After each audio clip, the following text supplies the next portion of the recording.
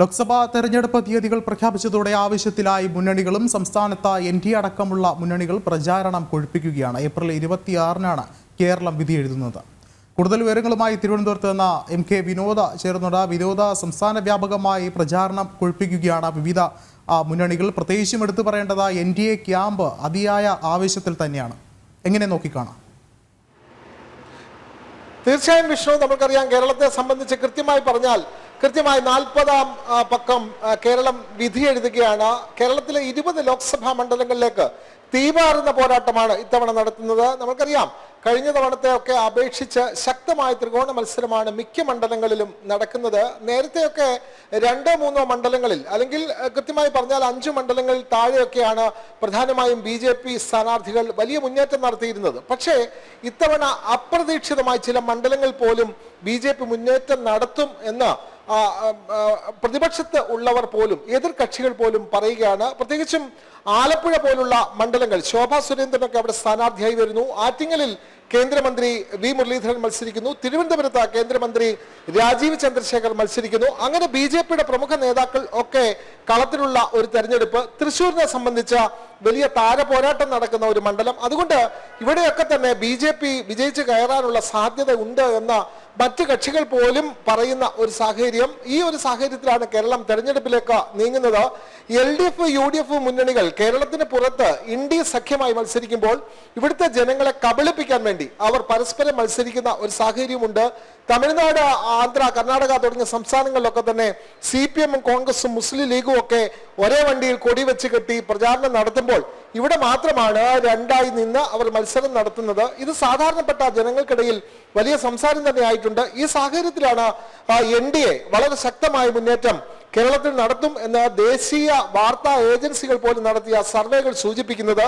അത്തരത്തിൽ ശക്തമായ മത്സരത്തിനാണ് കേരളം കളമൊരുങ്ങുന്നത്. 20 ലോക്സഭാ മണ്ഡലങ്ങളിലേക്ക് മത്സരം നടക്കുമ്പോൾ ആണ് ഇത്തവണ നേടുക എന്നുള്ളത് വളരെ പ്രധാനപ്പെട്ട ചോദ്യമാണ്. കഴിഞ്ഞ തവണ 20 ലോക്സഭാ മണ്ഡലത്തിൽ 19 മണ്ഡലങ്ങളിലും UDF വിജയിച്ചു. ആലപ്പുഴയിൽ മാത്രമാണ് LDF-ന് വിജയിക്കാൻ കഴിഞ്ഞത്. പക്ഷെ അന്നത്തെ രാഷ്ട്രീയ സാഹചര്യമല്ല എന്നുള്ളത്. അന്ന് ശബരിമലയിലെ യുവതീ പ്രവേശനമായിരുന്നു ഏറ്റവും പ്രധാന വിഷയമെങ്കിൽ ഇത്തവണത്തെ വിഷയം എന്ന് പറയുന്നത് ഭരണപക്ഷത്തും പ്രതിപക്ഷത്തും നിരവധി പ്രശ്നങ്ങൾ നിലനിൽക്കുന്ന ഒരു തെരഞ്ഞെടുപ്പാണ്. ഭരണപക്ഷത്ത് നോക്കിയാൽ മുഖ്യമന്ത്രിക്കും മകൾക്കും എതിരെ ഉയർന്നിട്ടുള്ള വലിയ അഴിമതി ആരോപണങ്ങൾ ജനങ്ങളുടെ മുമ്പിലുണ്ട്. അത് മാത്രമല്ല, ശക്തമായ വിലക്കയറ്റമുണ്ട്. അതേപോലെ തന്നെ അവശ്യ സാധനങ്ങൾ സപ്ലൈകോ അടക്കമുള്ള സ്ഥാപനങ്ങളിൽ കിട്ടാനില്ല. KSRTC അടക്കമുള്ള പൊതുമേഖലാ സ്ഥാപനങ്ങളിൽ ശമ്പളവും പെൻഷനും ഒക്കെ മുടങ്ങുന്ന സാഹചര്യം, ക്ഷേമ പെൻഷനുകൾ മാസങ്ങളായി മുടങ്ങിക്കിടക്കുന്ന സാഹചര്യം. ഇങ്ങനെയൊക്കെ ഉള്ള സാഹചര്യത്തിൽ സർക്കാർ തുടരുന്ന ധൂർത്ത്, ഇതൊക്കെ ജനങ്ങളുടെ മുമ്പിലുണ്ട്. ഈ ഒരു സാഹചര്യത്തിലാണ് തെരഞ്ഞെടുപ്പിലേക്ക് നീങ്ങുന്നത്.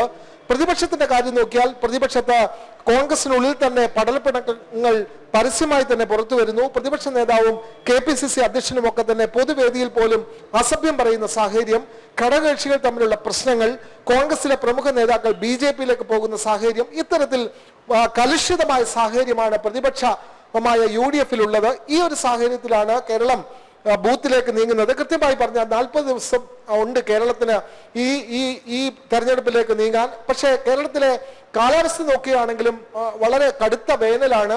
സ്ഥാനാർത്ഥികൾക്ക് ഈ കടുത്ത വേനലിനെ അവഗണിച്ച് ഈ വെയിലിൽ ഒക്കെ തന്നെ വോട്ടർമാരോട് വോട്ട് അഭ്യർത്ഥിച്ചുകൊണ്ട് മണ്ഡലങ്ങളിൽ സഞ്ചരിക്കേണ്ട ഒരു സാഹചര്യമാണ് കേരളത്തിൽ നിലനിൽക്കുന്നത്. വിഷ്ണു, വിനോദ, നമുക്കറിയാം ഒരുപക്ഷെ പ്രത്യേകിച്ച് NDA സംബന്ധിച്ചിടത്തോളം കഴിഞ്ഞ ദിവസം പ്രധാനമന്ത്രിയുടെ സന്ദർശനം ഒരുപക്ഷെ വളരെ വലിയ രാഷ്ട്രീയ ചലനങ്ങൾ ഉണ്ടായ ഒരു സാഹചര്യം കൂടിയാണ്. പത്മജ വേണുഗോപാൽ അടക്കമുള്ള ആളുകൾ കോൺഗ്രസ് വിട്ട് BJP-യിലേക്ക് വന്ന ഒരു സാഹചര്യം. അത്തരത്തിൽ നോക്കുകയാണെങ്കിൽ NDA സംബന്ധിച്ചിടത്തോളം ഇത്തവണത്തെ തെരഞ്ഞെടുപ്പിനെ നേരിടുക എന്നുള്ളത് വളരെയധികം ഒരുപക്ഷെ നിർണായകമായി മാറുകയല്ലേ? തീർച്ചയായും NDA-ക്ക് ഇത്തവണ നിരവധി പ്ലസ് പോയിന്റുകൾ ഉണ്ട് എന്ന് പറയാം. പ്രത്യേകിച്ചും നേരത്തെ വിഷ്ണു സൂചിപ്പിച്ചതുപോലെ തന്നെ കോൺഗ്രസിന്റെ പാരമ്പര്യ കുടുംബത്തിൽ നിന്ന് പോലും അവരുടെ അടുത്ത തലമുറ മുഴുവനായി BJP-യിലേക്ക്, ദേശീയ കക്ഷിയിലേക്ക് വരുന്ന ഒരു സാഹചര്യം നിലവിലുണ്ട്. നമുക്കറിയാം കോൺഗ്രസിന്റെ വലിയ തലമുതിർന്ന നേതാക്കൾ ആയിരുന്നു AK ആന്റണി, അതുപോലെ തന്നെ നേരത്തെയുള്ള ലീഡർ K കരുണാകരൻ. ഇവരുടെ മക്കളൊക്കെ തന്നെ BJP-യിലേക്ക് വരുന്നു എന്ന് പറയുമ്പോൾ കോൺഗ്രസ് നൽകുന്ന സന്ദേശം വളരെ വലുതാണ്. കാരണം കോൺഗ്രസിന് ഇനി ഭാവിയില്ല. ഇനിയും ഉള്ളത് BJP നേതൃത്വം നൽകുന്ന NDA മുന്നണിയാണ്. അതുകൊണ്ടാണ് AK ആന്റണിയുടെ മകൻ അനിൽ ആന്റണിയാണ് പത്തനംതിട്ടയിൽ സ്ഥാനാർത്ഥിയായി വരുന്നത്. K കരുണാകരന്റെ മകൾ പത്മജ വേണുഗോപാൽ വരെ BJPയിൽ എത്തി നിൽക്കുന്ന സാഹചര്യം. ഇത്തരത്തിലുള്ള വലിയ കാലാവസ്ഥാ വ്യതിയാനം കേരളത്തിൽ സംഭവിച്ചിരിക്കുന്നു. അത് NDAക്ക് വലിയ ഗുണമാകും എന്ന് തന്നെയാണ് പൊതുവായ വിലയിരുത്തൽ. അതുപോലെ തന്നെ PC ജോർജിനെ പോലെ കേരളം ചർച്ച ചെയ്യപ്പെടുന്ന നേതാക്കളെല്ലാം BJPയിലേക്ക് വരുന്ന ഒരു സാഹചര്യം കൂടിയുണ്ട്. അത് മാത്രമല്ല BDJSന്റെ തുഷാർ വെള്ളാപ്പള്ളി അടക്കമുള്ള നേതാക്കൾ മത്സരിക്കുന്നു. ഇത്തരത്തിൽ വളരെ പ്രധാനപ്പെട്ട തെരഞ്ഞെടുപ്പാണ് നടക്കുന്നത്. BJPയുടെ സ്ഥാനാർത്ഥികൾ വളരെ കരുത്തുറ്റ സ്ഥാനാർത്ഥികളാണ് എന്ന് എതിർപക്ഷത്തുള്ള ആളുകൾ പോലും പറയുന്നു. ഇത്തരത്തിലുള്ള ചില ചിത്രങ്ങളാണ് കേരളത്തിൽ നിന്നും നമുക്ക് പറയാൻ കഴിയുന്നത്. മിക്ക മണ്ഡലങ്ങളിലും ത്രികോണ മത്സരം നടക്കുന്നു. തിരുവനന്തപുരം മുതൽ എടുത്തു നോക്കിയാൽ ഓരോ മണ്ഡലത്തിലും ആരാണ് വിജയിക്കുക എന്ന് പറയുക വളരെ പ്രയാസം. വളരെ പ്രബലമായ സ്ഥാനാർത്ഥികളെ തന്നെയാണ് ഇത്തവണ NDA കേരളത്തിൽ കളത്തിലിറക്കിയിട്ടുള്ളത്. പ്രധാനമന്ത്രി തന്നെ വിഷ്ണു സൂചിപ്പിച്ചതുപോലെ തന്നെ 4 തവണയോളം ഇപ്പോൾ കേരളത്തിൽ എത്തിയിരിക്കുന്നു. അദ്ദേഹവും പറയുന്നത് കേരളത്തിൽ നിന്നും NDAക്ക് MP-മാരുണ്ടാവണം, എന്നാലേ ഈ സംസ്ഥാനത്തിന് വികസനം സാധ്യമാകൂ എന്നാണ് പ്രധാനമന്ത്രിയും പറഞ്ഞു വെക്കുന്നത്. അത് ജനങ്ങൾ പരമാവധി ഉൾക്കൊണ്ട് തന്നെ തെരഞ്ഞെടുപ്പിലേക്ക് പോകുമെന്നാണ് പൊതുവായ വിലയിരുത്തൽ. വിഷ്ണു. യെസ്, വ്യക്തമാണ്. സംസ്ഥാനത്തും ആവശ്യത്തിലാണ് മുന്നണികൾ. വിനോദാണ് വിശദമായ റിപ്പോർട്ടുകൾ പങ്കുവച്ചത്.